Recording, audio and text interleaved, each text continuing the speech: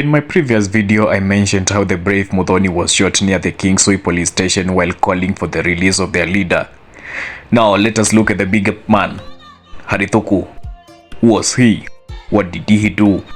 And what made him become a thorn in the governance of the British in Kenya? And finally, did he betray his tribe? Thuku was born around 1895 in Mitahato village, which is in the present-day Kiambu County. Like many other peasants at the time, especially the Kikuyu tribe, the young Thuku was not allowed to get a lot of education. As a result, he only received 4 years of education, which left him barely knowing how to write. He then worked in a farm belonging to a missionary by the name Knapp. Thuku would leave Knapp's farm and move to Nairobi in 1911 at the age of 15 to work as a messenger for the Bank of South Africa, which had been established that year. I have just said that he had attained basic education for 4 years. No? A sharp chap, that one. Thuku's job description involved general cleaning, picking and delivering mails. His monthly salary was just 15 rupees. Oh, rupees. I'll one day talk about the disappearance of rupees from the Kenyan currency history. One day, Thuku's village mate visits him in Nairobi.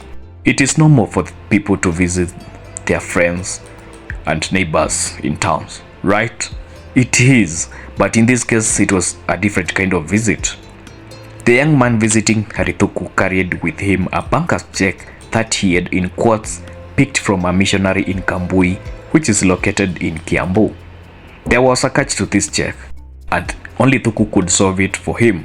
You see, the young man was illiterate, and only Thuku could sign the check, take it to the bank and pick money. If Thuku succeeded in the mission, the two would share the loot. Seeing that the check belonged to Knapp, Thuku smiled since he remembered what his former boss's signature looked like. Without flinching an eyelid, Thuku sank his pen into the check. Since he worked in the bank, he knew people who received check payments frequently. Then a missionary's name dawned on him. Bennett. Bennett was a missionary working in a place called Ruiru. Knapp, in quotes, would pay Bennett a sum of 200 rupees and give the check to his homie to cash in another bank, which is the National Bank of India. You can't poo where you eat. Can you? How crafty. As soon as Thuku's homie handed the check, he was summoned. He was interrogated and the police found that, besides not knowing Bennett, he was illiterate. But as a gentleman in quotes, he never mentioned Thuku's name when he was asked to mention his accomplice. The check originated from the Gospel Missionary Society at Kambui, and the man in charge of the mission at the time was Dr. Henderson.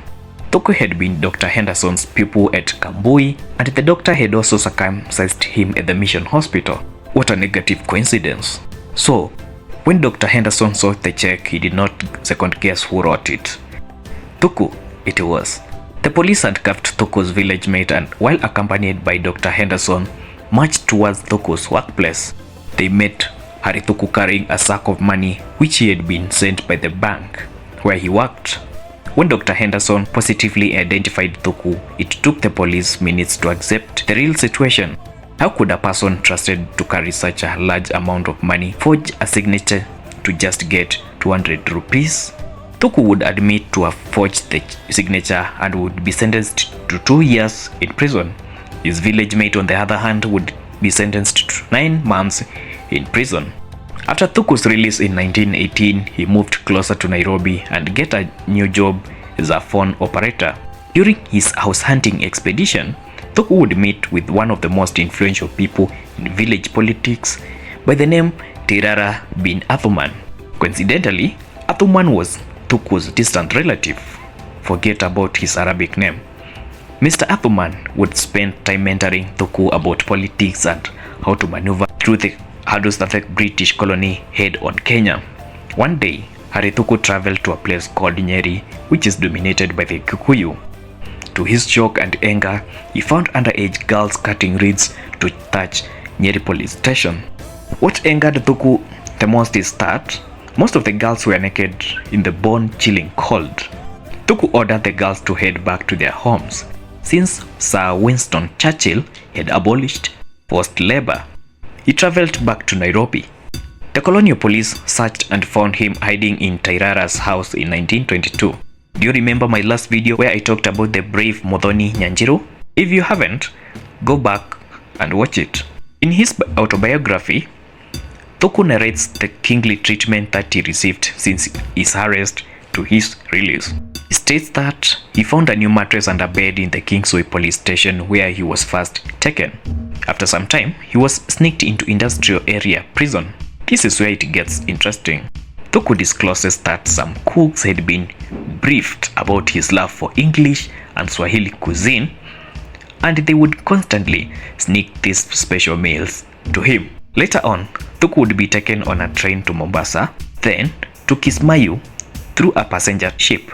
Thuku further states that the European guard who accompanied him on his maiden exile in quotes to Kismayu allowed him to buy good food in the ship. The autobiography also reveals how Thuku was welcomed warmly by Kismayu's district commissioner at the time, Mr. Dundas.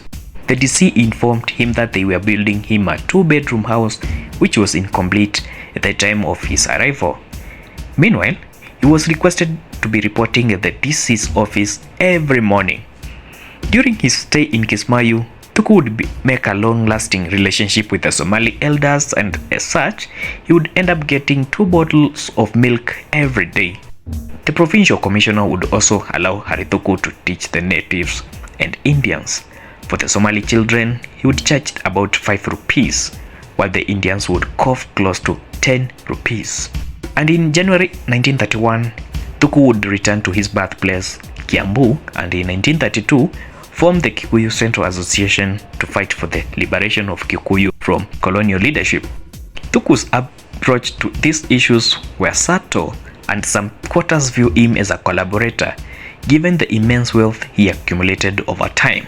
His strong opposition to the Mau Mau movement confirmed the Kikuyu's fears that he was a mole.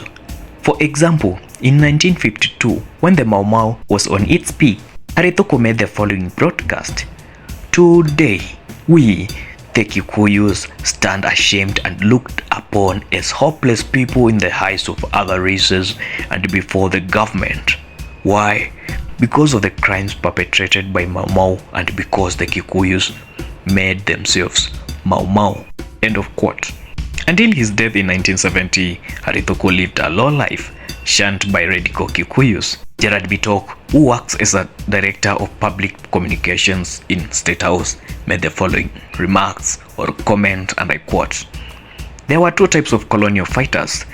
The real fighters who fought in the forest, suffered, got hurt, some died but came back to an independent Kenya, impoverished without the land they fought for to date. These were the heroes. Then there are those who fought by writing letters from balconies downtown London while having beers and mistresses. Home girls by DNA, they came back and wrote their colonial fight history that heroized themselves. The detentions were just the colonialists' way of buying them back acceptance and baptizing them into power to continue serving their interest. One Kamau, apart from having children with a daughter of colonialists in London, came back and had children in colonial detention camp prison, where the colonialists branded him independence and freedom fighter. They say, until the lions learn how to write, every story will glorify the hunter." End of quote. Do you think Thuku was a colonial puppet masquerading as a freedom fighter, or he was just a smart fighter? Don't forget to subscribe to Retelling African History.